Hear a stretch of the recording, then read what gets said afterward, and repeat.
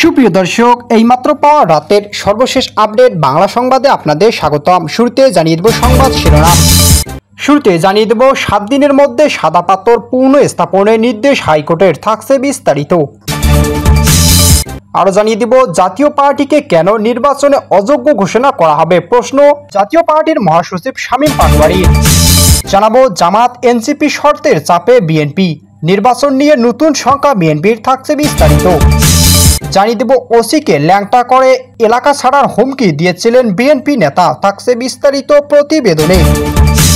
জানিয়ে দেব সিলেটের ভোলাগঞ্জে সাদা পাথর মহালুট, 1,50,00,000 ঘনফুট পাথর খাওয়ার পর উদ্ধার মাত্র 12,000 ঘনফুট।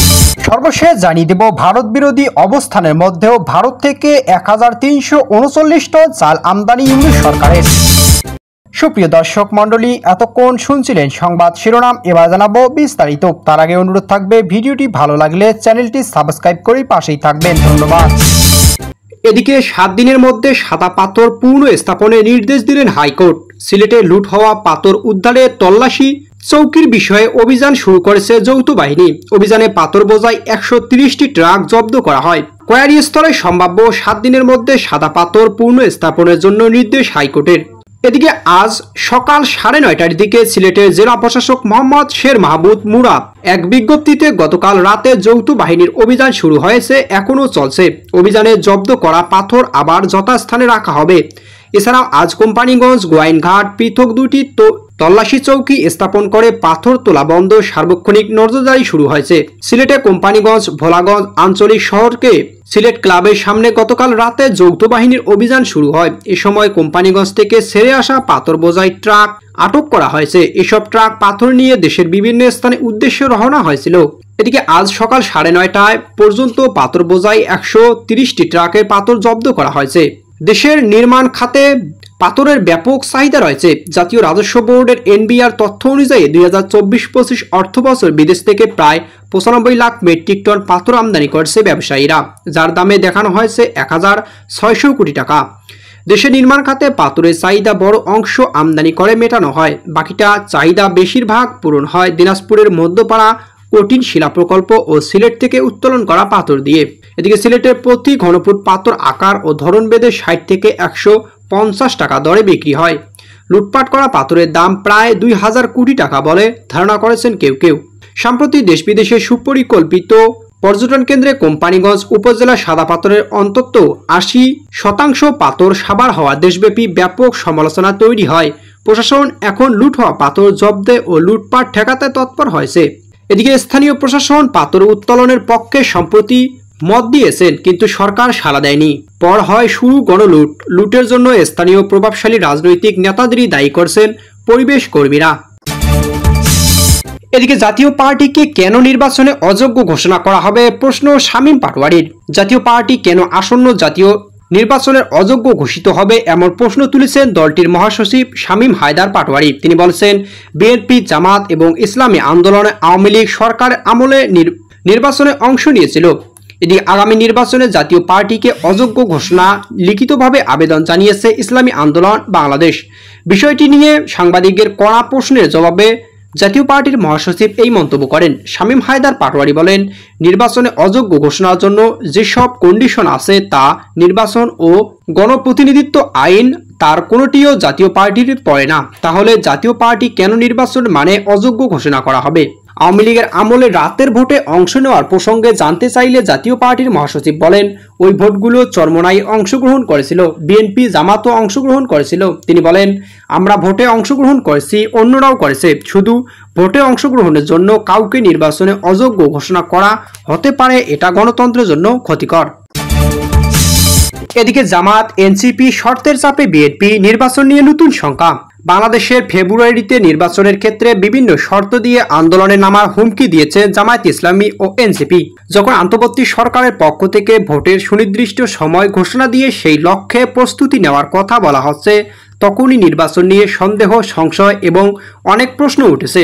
কারণ সংস্কার প্রস্তাবের জুলাই সনদ বাস্তবায়নের পদ্ধতি সহ বিভিন্ন ইস্যুতে শর্ত দিয়ে জামাত, এনসিপি এবং বিএনপির পাল্টা বা বিপরীত অবস্থান নিয়েছে। এমন প্রেক্ষাপটে রাজনৈতিক দলগুলোর মতপার্থক্য এবং বিভক্তি বাড়ছে। জামাত ও এনসিপি নেতারা বলেছেন, সংস্কার ও ক্ষমতাচ্যুত আওয়ামী লীগ নেতাদের বিচার বিষয় পাশ কাটিয়ে এখন সাজানো নির্বাচন করা হয়েছে। প্রশ্ন উঠেছে, জামাত ও এনসিপি এখন সেসব শর্ত সামনে এনে আন্দোলনে নামার কথা বলেছে। তারা তাদের শর্ত বা দাবি আদায়ের কতদূর যেতে পারে? তারা কি নির্বাচন বর্জনের মতো অবস্থানে যেতে পারে? এই দলগুলোর শর্ত বিএনপিকে কি ধরনের চাপে ফেলতে পারে, এমন প্রশ্নও চলছে নানা আলোচনায়। নির্বাচনের সময় নিয়ে বিএনপির সঙ্গে জামাত ও এনসিপির মতপার্থক্য ছিল শুরু থেকেই। বিএনপি দ্রুত নির্বাচন দাবি করে আসছিল, কিন্তু অন্তর্বর্তী সরকারের প্রধান উপদেষ্টা অধ্যাপক মোহাম্মদ ইউনূস ডিসেম্বর থেকে জুনের মধ্যে নির্বাচনের কথা বলে আসছিলেন। সে সময় নির্বাচন প্রশ্নে সরকারের সঙ্গে বিএনপি সম্পর্কে টানাপোড়েন তৈরি হয়েছিল।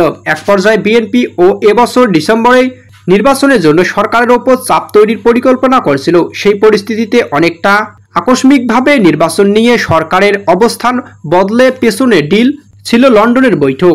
এদিকে লন্ডন বৈঠকের পর একটি দলের নেতার সঙ্গে নির্বাচনের ব্যাপারে যৌথ বিবৃতি নিয়ে অসন্তুষ্টি প্রকাশ করেছিলেন জামাত, এনসিপি সহ বিভিন্ন দল।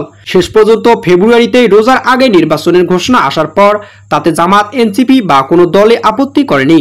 তবে জামাত, এনসিপি নির্বাচন আগেই সংস্কার প্রশ্নে জাতীয় সনদ বাস্তবায়নের শর্ত বা দাবি তুলেছে। এমনকি জাতীয় সংসদের চলমান নির্বাচনের পদ্ধতি পাল্টিয়ে ভোটের আনুপাতিক হার বা পিআর পদ্ধতি চালু করার দাবিকেও সামনে আনছে জামাত। এদিকে ওসিকে ল্যাংটা করে এলাকা ছাড়ার হুমকি দিল বিএনপি নেতা। কক্সবাজারে মহেশখালীতে অনুষ্ঠিত একটি রাজনৈতিক সভায় পুলিশের একজন কর্মকর্তাকে প্রকাশ্যে সন্ত্রাসী কায়দায় এলাকা ছাড়ার করার হুমকি দেন কক্সবাজার জেলা বিএনপির সদস্য ও মহেশখালী পৌর বিএনপির সাবেক আহ্বায়ক আক্তার হোসেন।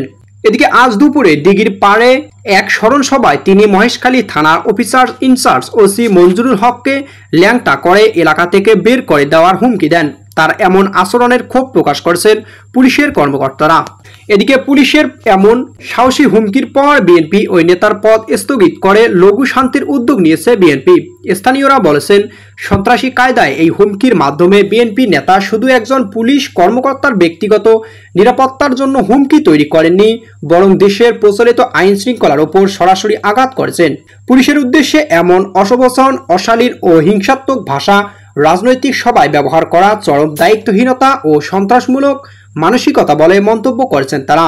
এদিকে আক্তার হোসেন তার বক্তব্যে বলেন, ওসি সাহেব, আপনার দোকান বন্ধ করেন, ল্যাংটা করে মহেশখালী থেকে পাঠিয়ে দেওয়া হবে। বিএনপি এই নেতার দাবি, থানায় ওসি কক্ষ নাকি টাকার বিনিময় মামলা নেওয়ার দোকানে পরিণত হয়েছে। এদিকে বিএনপির সাবেক দপ্তরের সম্পাদক প্রয়াত শফিউল্লাহ শফির প্রথম মৃত্যুবার্ষিকী উপলক্ষে আয়োজিত স্মরণ সভায় আক্তার হোসেন বলেন, মহেশখালী থানার ওসি মঞ্জুরুল হক আওয়ামী লীগের দোসরদের নিয়ে চা খান অফিসে। ওসি সাহেব, দোকান বন্ধ করেন আপনাকে ল্যাংটা করে মহেশখালী থেকে তাড়িয়ে দেওয়া হবে। এদিকে এই বক্তব্যে বিএনপি কেন্দ্রীয় কমিটির দৃষ্টি আকর্ষণ হলে কেন্দ্রীয় নেতৃত্ব আক্তার হোসেনকে এই সন্ত্রাসী বক্তব্য ও সংগঠন বিরোধী আচরণের বিরুদ্ধে লঘু ব্যবস্থা নিয়েছে। দলের সিনিয়র যুগ্ম মহাসচিব রুহুল কবির রিজভী স্বাক্ষরিত প্রেস বিজ্ঞপ্তিতে জানানো হয়েছে যে আক্তার হোসেনের প্রাথমিক সদস্য পদ সহ দলের সব পর্যায়ে পদ স্থগিত করা হয়েছে। এদিকে বিজ্ঞপ্তিতে আরো বলা হয়, মহেশখালী থানার ওসিকে অসবচন, গালাগাল ও হুমকি ও সংগঠন বিরোধী কার্যকলাপের জন্য তার বিরুদ্ধে দলীয় সিদ্ধান্ত নেওয়া হয়েছে। স্থানীয় প্রশাসন ও পুলিশ সূত্রে জানা গেছে, ওসি মঞ্জুরুল হক গত 20 মে মহেশখালী থানায় যোগ দেন এবং এরপর থেকে আইন শৃঙ্খলা রক্ষায় সক্রিয় রয়েছেন। তার বিরুদ্ধে বিএনপি নেতার আনিত অভিযোগ সম্পর্কে ওসি বলেন, এসব সত্য নয়। তারা কি কারণে এসব বলেছেন তারাই ভালো বলতে পারবেন। এদিকে সাদা পাথরের মহালুট, 1,50,00,000 ঘনফুট পাথর খাওয়ার পর উদ্ধার মাত্র 12,000 ঘনফুট। সিলেটের ভোলাগঞ্জে ঐতিহাসিক সাদা পাথর এখন মহালুটের প্রতীক।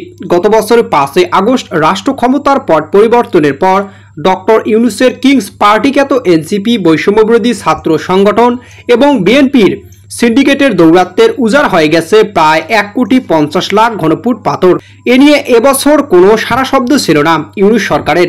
যখন দেশজুড়ে এই তীব্র নিন্দা ও সমালোচনা ঝড় বইতে শুরু করলো, তখন চাপ সামাল দিতে ইউনূস সরকারের জি হুজুর প্রশাসন অভিযানে নেমেছে, উদ্ধার করলো 12,000 ঘনফুট পাথর, যা মোট লুট হওয়ার পাথরের 1% কম। স্থানীয়রা বলেছেন, পুরো পাহাড় নদী সাবার করে ফেলার পর কয়েক মুঠো নুড়ি পাথর উদ্ধার করে বাহবা নেওয়ার চেষ্টা করছে প্রশাসন। এদিকে জানা যায় গত বছরই 5 আগস্টের পর বিরামহীনভাবে চলেছে ভোলাগঞ্জে সাদা পাথর পর্যটন কেন্দ্রে পাথর লুট। সিলেটের দর্শনীয় স্থানগুলোর মধ্যে ভ্রমণ পিপাসুদের পছন্দের শীর্ষে থাকা এই অঞ্চল লুটপাটের ক্ষতবিক্ষত স্পটে পরিণত হয়েছে। পাথরের সঙ্গে বালুও লুট হচ্ছে, অথচ পর্যটন কেন্দ্রে চারদিকে বিজিবির 4টি ক্যাম্প ও পোস্ট রয়েছে।